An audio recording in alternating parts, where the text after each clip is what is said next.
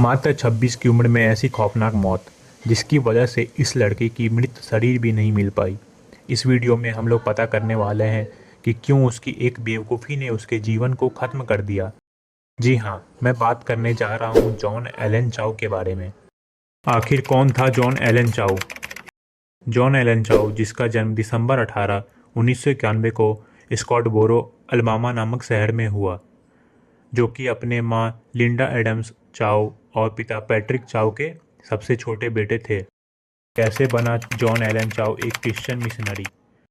चाउ की बचपन की पढ़ाई Vancouver Christian high school, Washington में हुई, जहां उसने क्रिश्चियन मिशनरी डेविड लिविंगस्टन और ब्रूस ऑल्सन के बारे में जाना, और इस प्रकार चाउ की क्रिश्चियनिटी में रुचि बढ़ी। उसने अपनी ग्रेजुएशन ईयर 2014 में ओरल रोबर्ट्स यूनिवर्सिटी, जो कि ओक्लामा में मौजूद है, वहां से पूरी करी। चाउ क्रिश्चियनिटी का प्रचार करने के लिए अलग अलग देश जैसे कि मैक्सिको, साउथ अफ्रीका और इराकी कुर्दिस्तान का भी दौरा किया। रिपोर्ट्स के अनुसार ये भी माना जाता है कि चाउ वर्ष 2015-16 के बीच में अंडमान और निकोबार आइसलैंड भी पहुंचे, जहां उसे सेंटिनल आइसलैंड और वहां के रहने वाले लोगों के बारे में पता चला।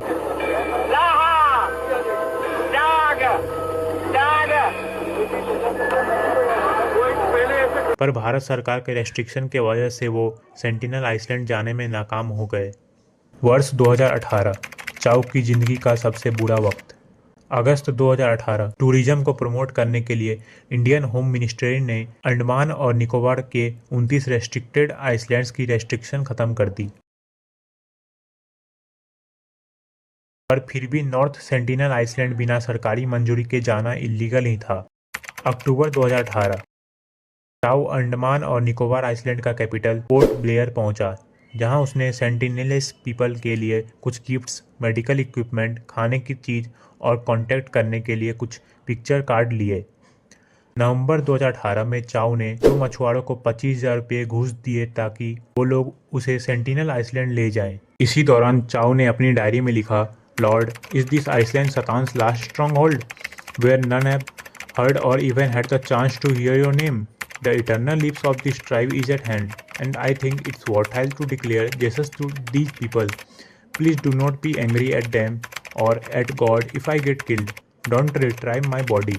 जिसका अर्थ है, भगवान, क्या यह द्वीप शैतान का आखिरी गढ़ है, जहाँ किसी ने भी आपका नाम नहीं सुना है या सुनने का मौका भी नहीं मिला है?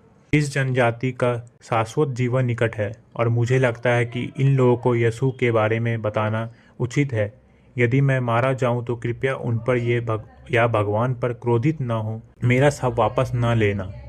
15 नवंबर 2018, चाउ ने आइसलैंड जाने की पहली कोशिश की, जहां उसने एक फिशिंग बोट की मदद से सेंटिनल आइसलैंड के किनारे से करीब 500 मीटर दूरी तक पहुंच चुका था। मछुआरे ने उसे द्वीप पे जाने से मना किया, पर फिर भी उसने वाटरप्रूफ बाइबल लेके द्वीप पे चला गया। पर उसे किनारे पे पहुंचते ही आदिवासियों ने उस पे हमला कर दिया और वो जैसे तैसे वहां से बच के निकल गया।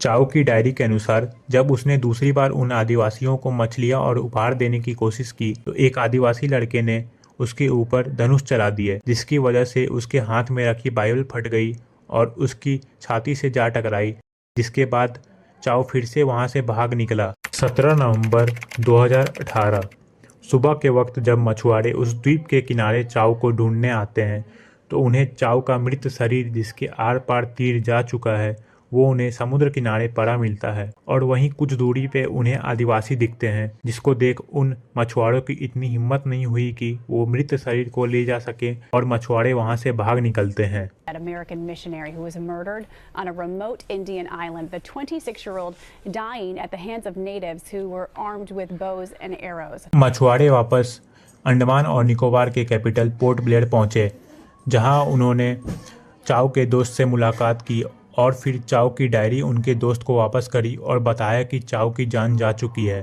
फिर उसके दोस्त ने चाउ की फैमिली से और यूएस गवर्नमेंट से चाउ की बॉडी लाने के लिए कांटेक्ट करा, पर भारत सरकार की बार बार कोशिशों के बावजूद भी बॉडी नहीं मिल पाई और ये कहानी अनसुलझी ही रह गई।